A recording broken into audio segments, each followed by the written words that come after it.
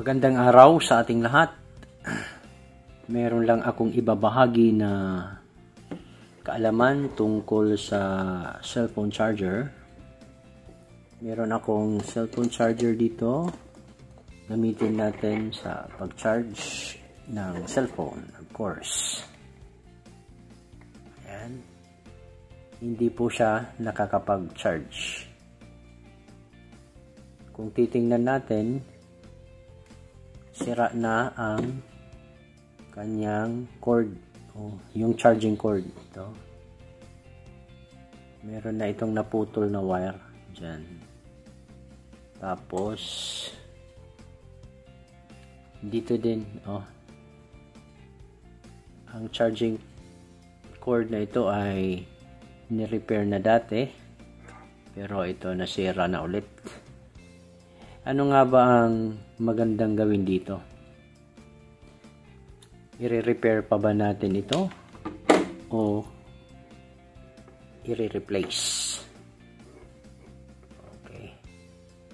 Sa akin, okay pa naman itong ma-repair kung meron tayong available na Type C na plug or Type C USB plug. Yan.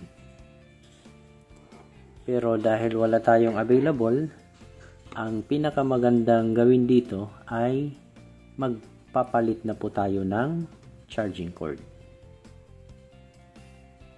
Anyway, nagamit naman natin ito. So, oras na para mapalitan natin ito ng bago.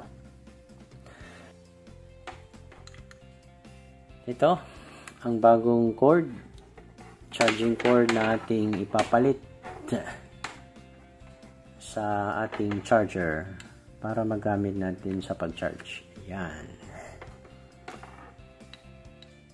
Tapos, i-plug in natin doon sa power outlet or sa power source. Tapos, kabit natin sa cellphone. Ayan. Nag-charge na po. 100% na pala ito. So, yun lang ang magandang gagawin sa charging cord. Kung ito ay meron ng naputol, kagaya nito. Dahil wala akong available na Type C na micro USB.